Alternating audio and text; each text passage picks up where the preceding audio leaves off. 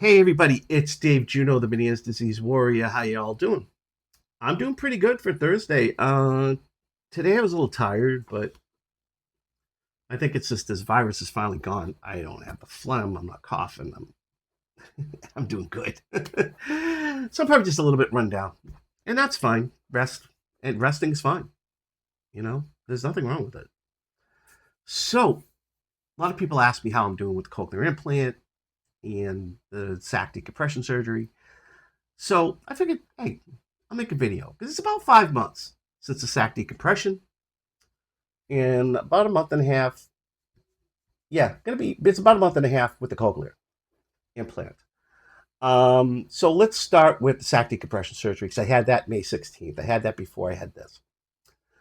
Um, that this has been great.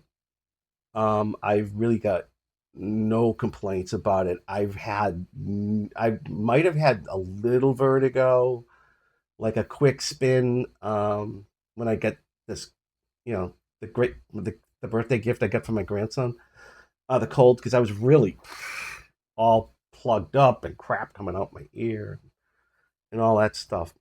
So I might have got a little bit because it did get backed up. Um, but other than, I mean, it was like a 30-second. But other than that, I have been vertigo free.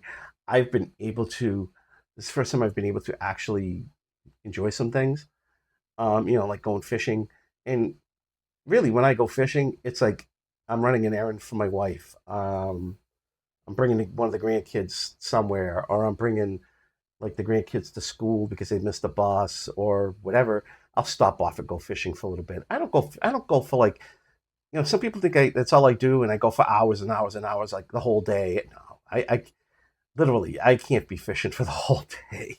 I mean, I could, but if it's a windy day, you're going to start getting the waves come in, the ripples. My eyes still get bothered, so they don't trigger the vertigo, but it's still I start not feeling very. I feel very uneasy. So yeah, it's usually a half hour now, maybe two if I have the time.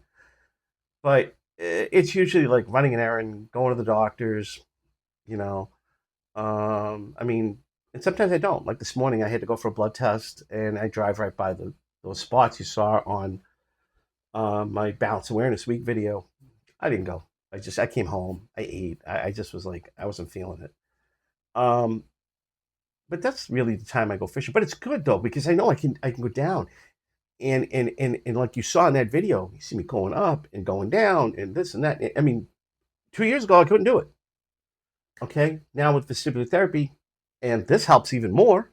Sac decompression because I don't have to worry about getting the vertigo. It's 5 months. I'm not sitting around worrying about vertigo. Um, it's nice. It's really nice. I love it. Um, would I recommend this surgery to other people? Yeah, I would. And that's really surgery should be like the last thing. Okay, try the prednisone, try the antiviral, try the gentamicin shots, try the steroid shots, try beta histine.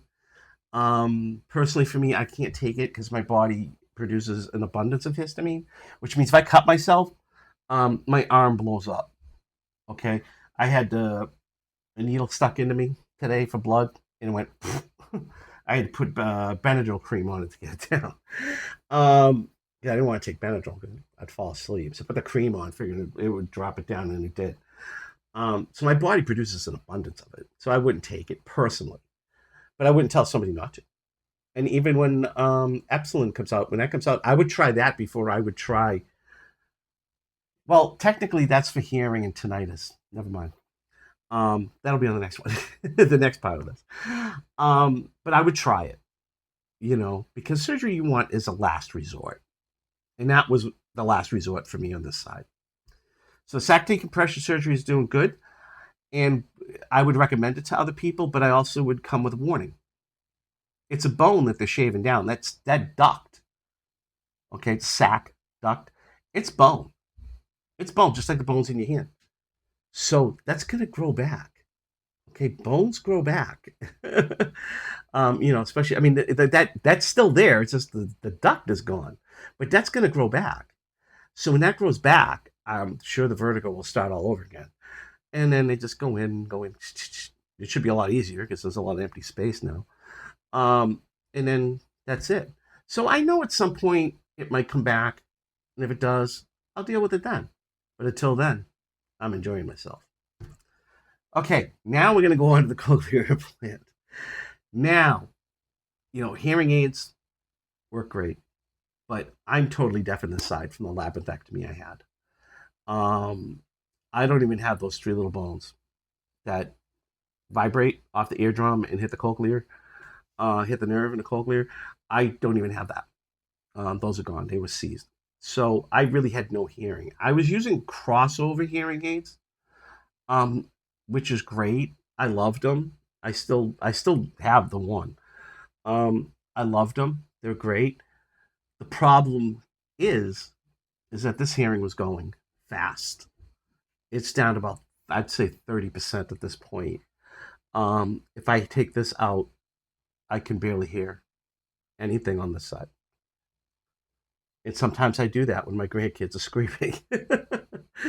um, so yeah, if I don't have that in, it's a very hard day. So that was the whole issue with getting the cochlear implant. Okay, so I would, if this ever went completely deaf, which it probably wouldn't, but if it ever did, I would still have hearing on this side. Plus, I could tell directions. Okay, but the hearing is getting so much better. The constant static that I was getting with it in the beginning is gone. Words are separated, still distorted, but separated. But if somebody has a deep voice, it's distorted deep now, where it wouldn't be before. Everybody sounded like Squeaky the Mouse. Um, but now, like when my oldest son talks to me, he's got a deep voice. So it's distorted. I can make it out, okay? But it's deep. And then um, my brother's got like a mid voice. I can make out what he's saying, still distorted, but it's in a different pitch. And my wife, it's distorted in a very high pitch, almost like a Mickey Mouse sound, but it's distorted. Mickey Mouse on distortion. Okay, but it's clearing up and it's getting better. And I'm doing the rehab stuff with that on this phone. This phone controls my hearing aid. The phone I'm recording with it controls this. So that's getting better and better, and it's nice because I can hear every direction. I could tell where things are coming from.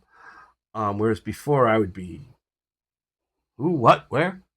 Somebody goes through that door, I know. Okay. If my youngest son's girlfriend likes to announce herself sometimes if the window's open, and she'll go, Papa, Papa, and I'll look at, oh, hi, Alondra, because now I'm not going, oh, where's Alondra? I'm going, oh, she's over there. When I do go fishing, it's nice. Okay, I hear everything. I hear everything because noise. Now, noise is not distorted. People's voices are distorted. Noise isn't. So that's a knock. I hear that knock. I hear it as a knock, not a distortion. Um, so hearing animals and things and rustling. Like there's a guy I went fishing the other day, and usually I kind of jump when I see the guy all the time. Sometimes we fish together for a little bit. We at least talk, and he usually startles me every time because I can't tell where he's coming from. Whoa. This time he's on this side. He comes over, and he's like, "Hey, Dave, how you doing?" I turn around and go, "Hey, how you doing?"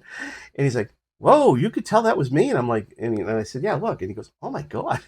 So it was pretty cool. Go to the store. I can hear everything. I can hear the announcements. Thank God they stopped playing the music. But I can hear the announcements. I can hear somebody say to me, "Hey, Dave, how you doing?" I went this morning actually on the way home from my blood work, and I saw my neighbors, And it was probably the first time in a store or anywhere that I actually had this conversation with them. And I didn't say, what, huh? Or go like this. Um, so it was really good. So everything is going great so far for me with this. Um, so, like I said, and that's one thing I would probably have, if Epsilon was around now, if it was approved now, I probably might try that on this side. And that would be just to get rid of the tinnitus, really, because that's the tinnitus is still there. Um, it's not as bad, but sometimes it does ramp up.